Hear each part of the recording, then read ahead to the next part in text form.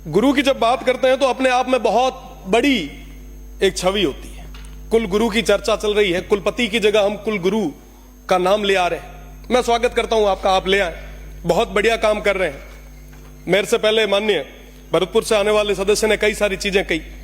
सही बात है कि साहब यूजीसी आपको वैलिड करेगी नहीं करेगी, क्या पता कल के समय में कुलगुरु कहीं पे साइन करते हैं, वो डिग्री अगर कैंसिल हो गई तो क्या होगा। हमारे यहां से कोई ग्रेजुएट करके कोई फॉरेन जा रहा है और वहां पे सब देखता है कि साहब वाइस चांसलर के सिग्नेचर ही नहीं है, तो उसको 4-4 बार धक्के खाने पड़ेंगे। आप इसके लिए कुछ ना कुछ एक ठोस चीज ले आए, मेरा तो यही निवेदन है। क्योंकि गुरु की बात है तो मैं उनके सामने या उसके विषय में आपके खिलाफ तो नहीं बोलूंगा, और गुरुओं की तो इज्जत हमेशा हम करते ही आए। गुरु गोविंद दोनों खड़े काके लागू पाए, बलिहारी गुरु आपने गोविंद दियो बताए। बहुत बड़ा नाम है, आप करें, स्वागत है आपका। पर मेरा निवेदन है कि आप विश्वविद्यालयों के बारे में भी सोचें। मैं जोधपुर यूनिवर्सिटी में 2019 से लेकर 22 तक छात्र संघ का अध्यक्ष रहा, खूब बार धरने दिए, प्रदर्शन किए। एक बार की मैं आपको बात बता रहा हूं कि पिछली बार पेंशनर जो है, जो लगभग अपना पूरा जीवन वहां पे निकाल के आते हैं, वो सारे लोग बुजुर्ग, हरिमोहन जी साहब सबसे वरिष्ठ हैं। हरिमोहन जी साहब 70, 75 साल के हमारे जो बुजुर्ग हैं, जिन्होंने पूरा जीवन दिया है, वो सड़कों पे आए, धरने दिए। मैंने कहा क्या हुआ साहब? तो कह रहे हैं कि साहब हमने पूरा जीवन इस संस्था को दे दिया, आज के समय में ये संस्था हमें पेंशन तक नहीं दे पा रही। आप विचार करें कि चतुर्थ श्रेणी का कोई कर्मचारी है जिसकी पेंशन कुल मिला के 10,000 है, अगर 6 महीने तक आप उनको पेंशन नहीं दोगे तो उसकी क्या स्थिति होगी। होली दिवाली हमारे लिए गई, हमारे लिए तो खूब सारे लोग आते होंगे मिठाइयां लेके, उनके लिए, उनके बच्चों के लिए, पोतों के लिए मिठाई कौन ले जाएगा, क्या स्थिति होगी। तो कहीं ना कहीं फाइनेंशियल क्राइसिस के अंदर हमारी सारी यूनिवर्सिटीज फाइनेंशियल क्राइसिस से गुजर रही है। हम उसको अपलिफ्ट कैसे करें, उसके बारे में चर्चा करने की ज्यादा जरूरत है। अब बात करें स्टाफ की, यूनिवर्सिटी के अंदर सारे प्रोफेसर्स के पद खाली पड़े, असिस्टेंट प्रोफेसर्स के पद खाली पड़े, टीचिंग नॉन टीचिंग के सारे पद खाली पड़े, कोई बात करने के लिए तैयार नहीं है। जो गेस्ट फैकल्टी पे जो प्रोफेसर्स आ रहे हैं, जो पढ़ाने के लिए आ रहे हैं, वो इसी उम्मीद के साथ कि कभी ना कभी सरकार कोई ना कोई ऑर्डिनेंस लाएगी और हमें परमानेंट करेगी। तो मेरा तो निवेदन है कि जो गेस्ट फैकल्टी पे आ रहे हैं, आप उनको परमानेंट करें। नॉन टीचिंग के जो स्टाफ है, लगभग काफी लोग तो ऐसे हैं जिन्होंने पूरा जीवन दे दिया, अभी तक वो टेम्परेरी है, उन लोगों को आप परमानेंट करें। साथ ही साथ मैं स्टूडेंट्स की बात करूं, आप बहुत एक्टिव हैं, माननीय मंत्री जी बहुत लांठा है। आपसे तो मेरा ये निवेदन है कि आप उन यूनिवर्सिटीज में, उन हॉस्टल्स में, उन विद्यार्थियों के साथ में एक एक दिन, एक एक रात गुजार के आए। आप वहां के हॉस्टल्स की स्थिति देखें, वाकई लगेगा स्टूडेंट्स को कि हमारे माननीय मंत्री जी बहुत एक्टिव हैं। आप वहां पे जाएंगे तो देखेंगे कि साहब हमारे पास क्वालिटी की कोई कमी नहीं है, कोई कमी नहीं है। बहुत ब्रिलियंट स्टूडेंट हमारे यहां पे। आप उनके बीच में अगर समय निकालेंगे तो 4 चीजें साथ में निकल के भी आएगी। साथ ही साथ अभी बात चल रही थी सिंडिकेट की, सीनेट की, तो सीनेट और सिंडिकेट के अंदर छात्रों को या छात्र नेता या जो ब्रिलियंट स्टूडेंट है, आप कैसे भी तय करें और उनको जगह दें, ताकि एक कम्युनिकेट रहे। समन्वय नहीं है साहब, विश्वविद्यालय प्रशासन अलग भाग रहा है, छात्र अलग भाग रहे हैं, तो कहीं ना कहीं एक ब्रिज बनाने की जरूरत है। मेरा निवेदन है कि आप इस बारे में भी सोचें। साथ ही साथ मैं स्पोर्ट्स की बात करूंगा साहब। आज के समय में यूनिवर्सिटीज का स्पोर्ट्स हम बात कर रहे हैं साहब, पंजाब हरियाणा में इतने खिलाड़ी बाहर जा रहे हैं, इतना बढ़िया बढ़िया परफॉर्म कर रहे हैं। हमारे स्टूडेंट्स को क्या हुआ साहब? वो इसलिए खेल नहीं पा रहे हैं कि साहब उनके पास ना तो पूरे संसाधन है, ना वहां पे पूरे शिक्षक है। मेरा निवेदन है कि अपन इस बारे में हमें बात करनी पड़ेगी। आज एआई का जमाना आया है, टेक्निकल चीजों का जमाना आ गया है। हमारे बच्चे आज के समय में ग्रेजुएट होके बेरोजगार होते जा रहे हैं। एक लंबी फेरियस्त हमारे पास, एक दिनों दिन ये आंकड़ा बढ़ता जा रहा है। साहब हमें विचार करना पड़ेगा कि हम जिस ओर जा रहे हैं, क्या वो रास्ता सही है। साथ ही साथ मेरा तो यही विशेषकर निवेदन माननीय मंत्री जी से रहेगा कि आप वहां जाएं। साथ ही फीस का मामला है, बहुत बड़ी चीज है, बहुत गंभीर समस्या है माननीय सभापति जी। मैं उस छात्र संघ का अध्यक्ष भी रहा, छात्रों के बीच में काम करने का मुझे मौका भी मिला। वेस्टर्न राजस्थान की सबसे बड़ी यूनिवर्सिटी थी, मैं वहां देखता था कि साहब ग्रामीण परिवेश से जो आने वाला विद्यार्थी है, वो अपनी ग्रेजुएशन के साथ साथ तैयारी भी करता है।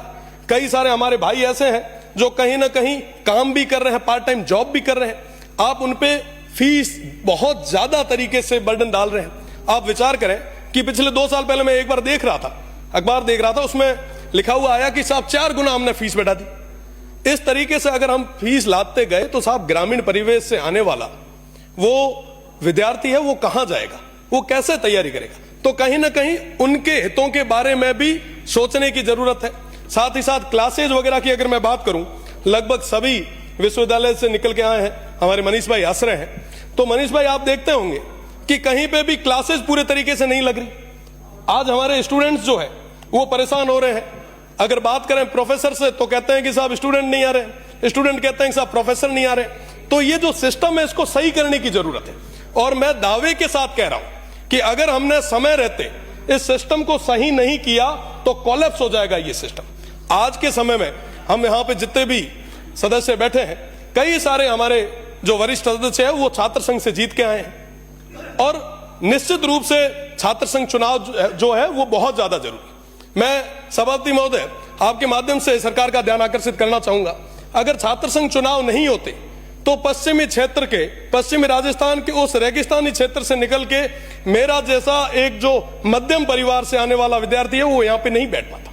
तो निश्चित रूप से आप लोग भी सारे लगभग हम एक लोअर मीडियम फैमिली से आते हैं। यहाँ पे मनीष भाई बैठे हैं, माननीय बायतू से आने वाले सदस्य हैं, शेरगढ़ से आने वाले सदस्य हैं, कई सारे हमारे लोग। ये तो मैं राजस्थान यूनिवर्सिटी की और जोधपुर यूनिवर्सिटी की बात कर रहा हूं, उसके साथ ही साथ सुखाड़िया से आने वाले हमारे माननीय कृपलानी जी भी बैठे हैं। तो निश्चित रूप से ये छात्र संघ चुनाव होंगे तो नए युवाओं को राजनीति में आने का एक मौका मिलेगा। और निश्चित रूप से अगर आपको लग रहा है कि साहब चुनाव सही नहीं हो रहे तो आप उसके ऊपर कहीं ना कहीं 4 नियम ज्यादा लगाएं, लॉ एंड ऑर्डर को मेंटेन करने के लिए फोर्स ज्यादा लगाएं, पर छात्र संघ चुनाव कराएं ताकि नए युवाओं को आगे आने का मौका मिले।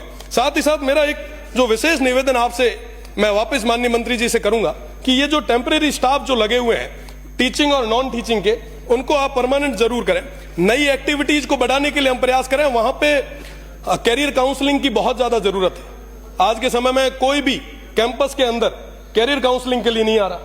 विद्यार्थी हैं, ग्रेजुएशन कर लेते हैं, ग्रेजुएशन होने के बाद में कहीं ना कहीं दर दर की ठोकरें खाने पे मजबूर हो रहे हैं। अगर आप ये चीजें करवाएंगे तो निश्चित रूप से हमारे युवाओं को एक नई जगह मिलेगी।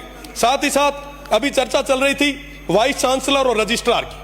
साहब मुझे कहते हुए बड़ा दुख होता है, माननीय भरतपुर से आने वाले सदस्य ने तो खुल के नहीं कहा, पर मैं सामने एक पट्टी लगी हुई देख रहा हूं, उस पर लिखा हुआ है कि भैया जो बोल रहे हो सत्य बोलो। और मैं सत्य बोल रहा हूं कि जो बड़ी अटैची लाता है उसको वाइस चांसलर बनाते हैं। वाकई जो ये कोई भी हो, कोई भी राज आया, चाहे पक्ष हो चाहे विपक्ष हो, निश्चित रूप से जो जितनी बड़ी अटैची लाता है उसको बड़ी यूनिवर्सिटी का चार्ज दे दिया जाता है। आप विचार करें, क्या वाकई वो बड़ी अटैची वाले कुलगुरु जैसे पद पे बैठने लायक है क्या? आप साहब बात करें रजिस्ट्रार की, कुलपति की, साहब ये तमाम लोग जो हैं इनको तो विश्वविद्यालय में अपना टेन्योर निकालना है। कुलपति का टेन्योर 3 साल का होता है, वो बड़ी अटैची दे के आते हैं, उनको तो ये लगता है कि साहब 3 साल में कैसे वापस इकट्ठा करें और जाएं। साहब इस दौर में सबसे बड़ा नुकसान किसको हो रहा है? हमारे इस प्रदेश को हो रहा है, हमारी आने वाली पीढ़ी को हो रहा है। आखिर उसका गुनहगार कौन है? अगर हमारे युवाओं और हमारी इस शिक्षा नीति को पूरी तरीके से खत्म किया जा रहा है तो इसका गुनहगार कौन? गुनहगार हम लोग यहां पे बैठे हुए 200 के 200। क्योंकि साहब ये चीज हो रही है, हम देख रहे हैं, पर भी हम चुप बैठे हैं, हम मौन बैठे। आखिर कब तक चलेगा ऐसे? साहब इन यूनिवर्सिटीज को बचाएगा कौन? हमारी इस शिक्षा की जो नीति है, ये जो संस्थाएं हैं, इनको बचाएगा कौन? बचाने के लिए लोगों ने हमें भेजा यहाँ पे, और माननीय मंत्री जी बिना तो हाथा जोड़ी करे थोरो है कि साहब आप इस ओर देखें, वरना वाकई ये सिस्टम लैप्स हो जाएगा। साहब रजिस्ट्रार और वाइस चांसलर को कोई लेना देना नहीं है, वो ठोक ठोका के अपने घरों घर चले जाते हैं। वो बेचारे जो नीचे बैठे स्टाफ है वो दुख के आंसू रोते हैं। वो कहते हैं कि साहब हम हमारी व्यथा कहां है, किसके आम? साहब कोई बात सुनने के लिए तैयार नहीं है। इनकी बड़ी बड़ी पहुंच है। मेरा तो निवेदन है कि आप एक एक दिन आप सर्किट हाउस में मत रुकिए, आप यूनिवर्सिटीज में रुकिए। उन युवाओं के बीच में नवाचार आएगा साहब, नए क्वालिटीज के लड़के आगे आएंगे, आपके लिए रिसर्च करने वाले लड़के आपको मिलेंगे। आप तो उनको आगे लाएं। निश्चित रूप से आप जो आज कुल गुरु का जो कर रहे हैं, मैं आपको धन्यवाद देता हूं, पर कुल गुरु के साथ साथ यूनिवर्सिटी को अपलिफ्ट कैसे करें उसके लिए भी बात करें। हमारी कॉलेजेस के अंदर आज के समय में ज्यादातर प्रोफेसर्स के पद जो है वो खाली पड़े, आप उनको भरें। साहब घना ही बेरोजगार आ रही फौज बड़ी गातो नहीं मीना बड़ा हुआ ना अपलिफ्ट सदस्य करो। समाप्त बहुत कीजिए। बहुत धन्यवाद। जय हिंद जय भारत।